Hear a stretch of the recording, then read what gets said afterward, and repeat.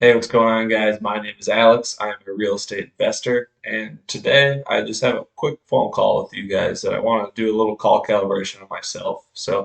I am a closer on Alejandro Alvarez's acquisition team, and this is what we do a lot of the day. So we're talking to sellers, we're trying to get that pain, find that solution, or find that problem that we can provide, so we can provide a solution, provide value to these people, and come together and do a deal. So here is a call that I had a couple of days ago, and I wanted to go through it with you guys, give you my feedback, what I could have done better, what I liked that I did, and maybe some things that were going through my head as the call is going on. So, without further ado, let's get into it. Hey, Shakeem, it's Alex Perkins. How you doing? Hey, how you doing? Pretty good, pretty good. Say, I just got this property slid across my desk here on Cooper Street. I probably caught you at a bad time here. No, no, no, no, no. I was just leaving work. Oh, okay. I can call back if there is a better time. It's no big deal to me. No, no, no, no. This is fine. Okay, cool, cool. So, catch me up to speed on this one. My partner said, you're just looking for a fast cash offer. I mean, what do I need to know here? All right, so a couple of pieces of feedback for myself on the intro. I have this tendency of I'm trying to have as many conversations as possible in the day, and I'm hammering through all this data, and I got like 500 tabs open so I can go faster and all this stuff. So that is one thing that I should probably slow down on a little bit when I know that these are maybe new leads or like high opportunity leads. Take just a second, kind of figure out what I'm going to say because a lot of the times they answer and it kind of surprises you. Like, oh crap, what's this person's name? What's this address? And you're a little off guard. So that is probably something I should definitely implement is just slowing down a little bit. Maybe it's less calls per day, but you start off with a better intro and you're ready, and that is going to set the tone for the rest of the call. So that's important. Other things, I think energy is pretty low here in the intro. I think recently I've been trying to work on that and just have a little bit higher energy. And this is exciting that we're about to do a deal and that sort of thing going on. Uh, Other stuff here. Hey, did I catch you at a bad time? Always super important. So that way, like 5 minutes in, they're like, oh, well, I'm busy. Hold on, call me back. And then you can also get them to say, no, now's a good time. And then you could get them to double confirm it even. You'd be like, oh, no, man, I'm serious. I'll call back later. And then he'll be like, no, right now is a good time. So he'll double confirm it. So, so that is good there. And then you want to open up the conversation with some sort of open-ended question, I would say. So I probably could have done also a better job setting an upfront contract of some sort. Usually, what I like to do is kind of set in place reason I'm calling, uh, what I'm trying to accomplish on this call, and what the call result is at the end. Like what where we go from here. And I didn't really do that here pretty much. So I would also give myself that feedback. Like, hey, make sure you're getting in that upfront contract. And that also kind of sets the rules for the call. Well, yeah, I was just pretty much the owner of the property. Right now is vacant, and I'm telling him I was just been paying property taxes on it, and I was just trying to pretty much get from under it because I'm not really renting it out or anything like that. So it's just been sitting there. So just Yeah, trying to cut ties. I hear you. Is in terms of the condition of the place, I mean, what would it take for you to be able to put a renter in there? Like, how much work would it need? Um, Pretty much it just needs some cosmetics, light cosmetics. Normally, I actually don't go into condition first, but I saw this as an opportunity to not really talk about condition, but to more so talk about pain. Because he basically told me, hey, I'm trying to get out from underneath it. It's vacant now. It's not rented. So there's obviously a reason, right? There's something going on. Either it needs too much work for him, he doesn't have the cash, something like that. So that is kind of the reason I wanted to talk about condition because I wasn't really talking about condition. I was kind of actually wanting to talk about pain a little bit. And you just put quite a bit of work into it, honestly. You don't want to just do the cosmetic remodel and rent it out yourself? I'm not. The thing is, I'm not located in the state, so Oh, I'm not. Really, it doesn't really entice me to rent it or anything like that. It did. So I just try to cut ties, honestly. okay. So that's what I got with it. Yeah. And I don't really have. I had a family member living there that was before, and they moved out of the state too, so um, I was just pretty much wanting to cut ties.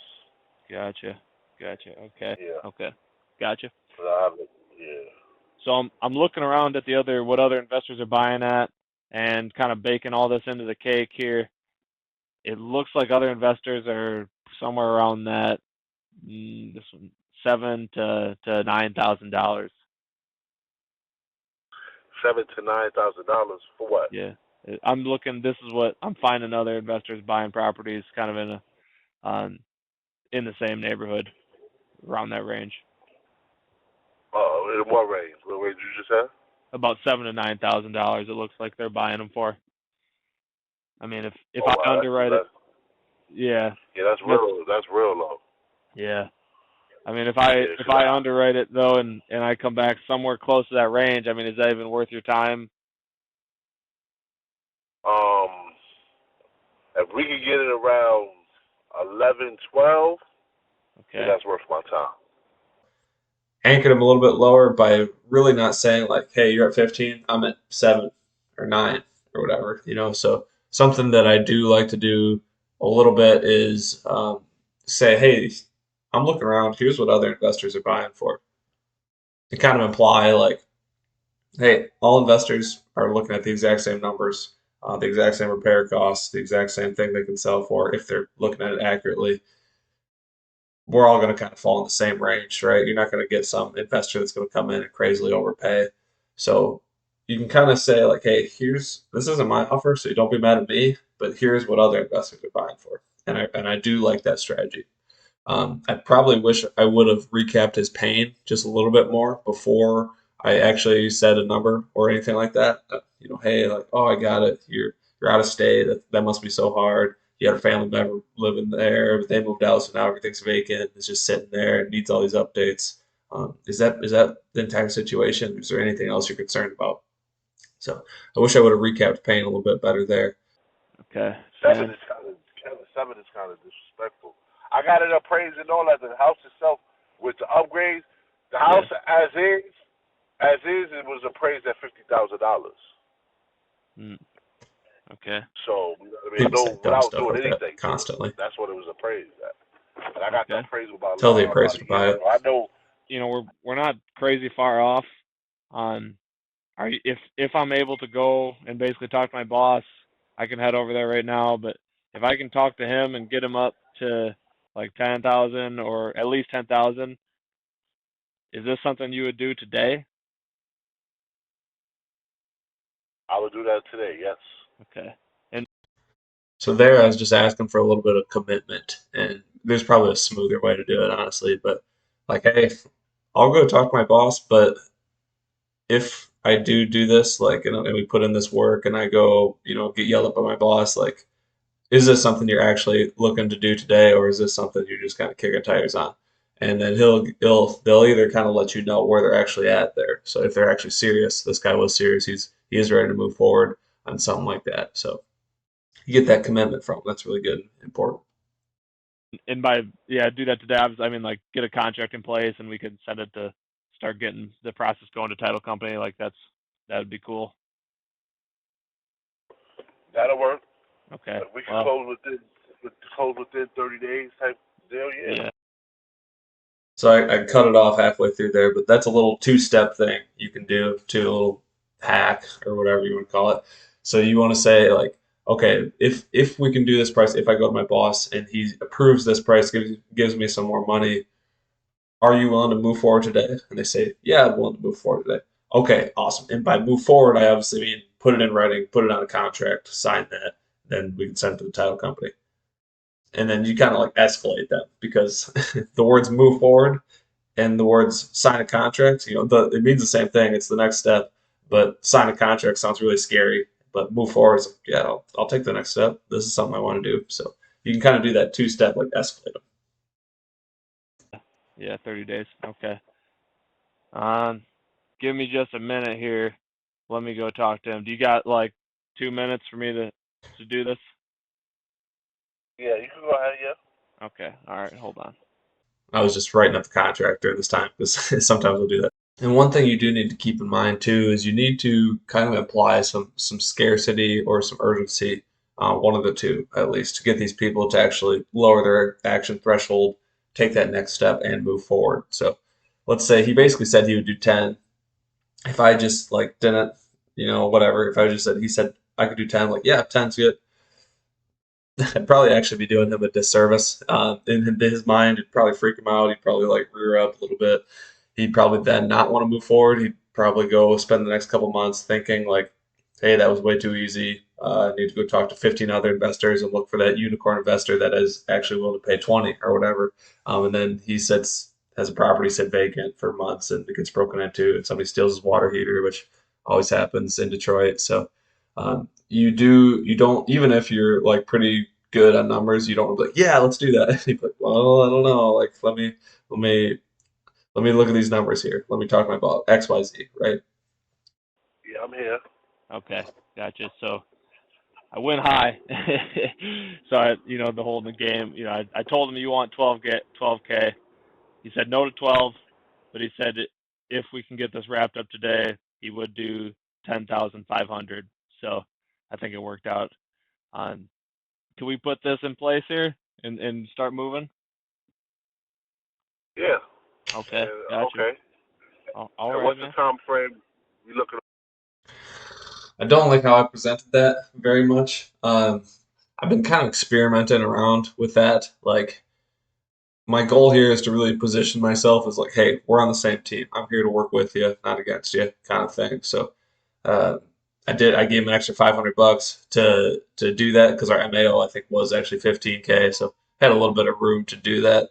Um, that was probably the only time I've done that. Just kind of experimenting with it, just seeing how it would work out and seeing if I could get some like extra commitment from him. But I think at the end of the day, I got the same amount of commitment as if I would have went for 9,500 and probably got another $1,000 spread out of it. So probably would not do that again. And I also don't like how I even said it. It's like, hey, can we do this? Don't love that. Don't like saying like, hey, can we do this? I would rather say like, hey, man, here is what the property got approved for. We're ready to move forward.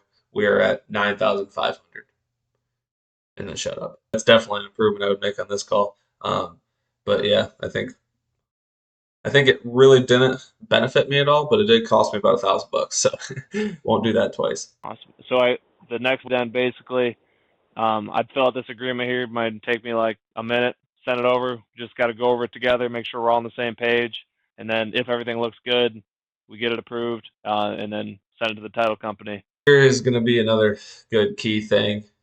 I didn't set it perfectly, but I did at least say like, hey, here is the next step is we're gonna go over this together.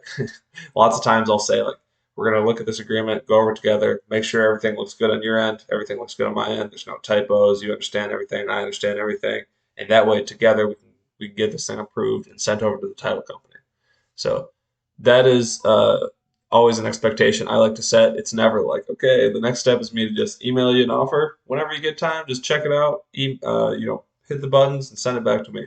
So we used to do something a little bit more similar to that with the thought process of like, hey, the TC can walk through the contract or something, but there's a lot of bad that can happen when you do that. Like either they stop answering the phone, the TC has a new number, or like they never get back on the phone, they read the contract by themselves and they get freaked out or they don't understand something or constant problems. So the next step for me is always to set the expectation. Okay, awesome. Here's what we do now. We go over this together.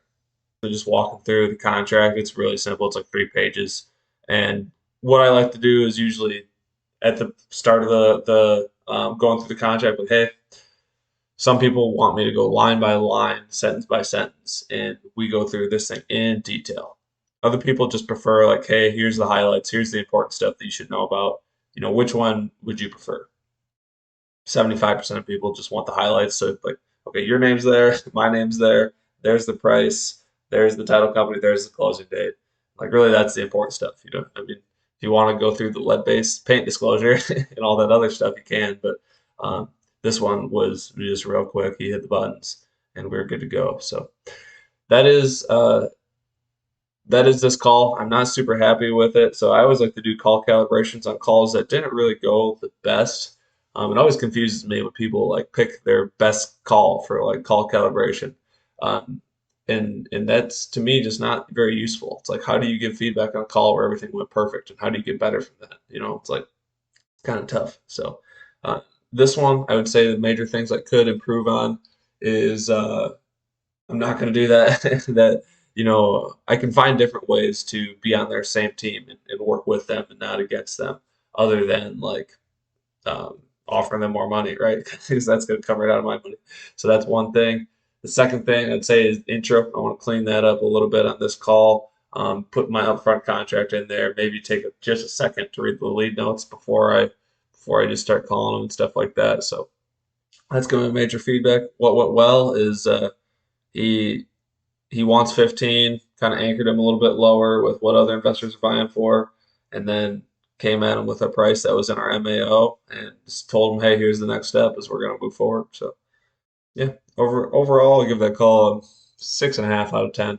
Um, I think that's a fair rating for sure. So that's a call. It was an okay call. I wanted to get you guys my feedback, what I was kind of thinking, what could have went better, what could have went worse, and let me know what you guys want to see in the next one.